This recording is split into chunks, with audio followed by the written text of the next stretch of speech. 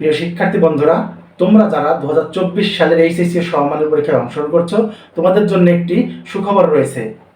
যে সুখবরটি গতকাল ঢাকা শিক্ষা বোর্ডের চেয়ারম্যান এবং আন্তঃশিক্ষা বোর্ড কমিটির সভাপতি অধ্যাপক তমল কুমার সরকার প্রকাশ করেছেন। গত বৃহস্পতিবার পদার্থবিজ্ঞানের প্রশ্নে 2টি জায়গায় ভুল পরিলক্ষিত হয়, যেটি নিয়ে শিক্ষার্থী এবং অভিভাবকেরা উদ্বিগ্ন রয়েছে। এই বিষয়টি গতকাল ঢাকা শিক্ষা বোর্ডের চেয়ারম্যান পরিষ্কার করে দেন। তিনি বলেন যে এটা ছাপার কারণে এই ভুলটা রয়ে গেছে, যে ভুলে প্রশ্নপত্রের পরীক্ষা নেওয়া হয়েছে। তবে তিনি বলেন, এই ভুল প্রশ্নে যে সকল শিক্ষার্থী পরীক্ষা দিয়েছে সেই সকল শিক্ষার্থী পূর্ণ মার্কই পাবে। গত বৃহস্পতিবার পদার্থবিজ্ঞান প্রথম পত্রের প্রশ্নপত্রের 2টি জায়গায় ভুল পরিলক্ষিত হয়। বাংলা ভার্সনে প্রশ্নে 1 থাকে এবং ইংরেজি ভার্সনের প্রশ্নে আরেক থাকে। যে সকল শিক্ষার্থী ইংরেজি ভার্সনের প্রশ্নে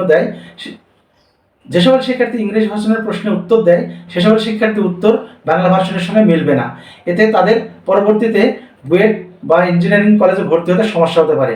তাই ঢাকা শিক্ষা বোর্ডের চেয়ারম্যান অধ্যাপক তমল কুমার সরকার বলেন, যে সকল শিক্ষার্থী এই ভুল প্রশ্নপত্রের উত্তর দিয়েছে সে সকল শিক্ষার্থী ওই প্রশ্নপত্রের পূর্ণ মান তাদের দেওয়া হবে।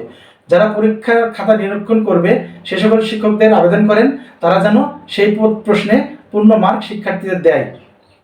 এছাড়া অন্যান্য প্রশ্নপত্রের কোথাও যদি ভুল থেকে থাকে সে সকল প্রশ্নের মান পূর্ণ মান শিক্ষার্থীদের দেওয়ার জন্য বলা হয়েছে। তো প্রিয় শিক্ষার্থী বন্ধুরা, তোমাদের পরীক্ষা ভালো হোক, তোমাদের ফলাফল ভালো হোক, এই প্রত্যাশা করে আজকে এখানেই শেষ করছি। ভিডিওটি দেখার জন্য ধন্যবাদ।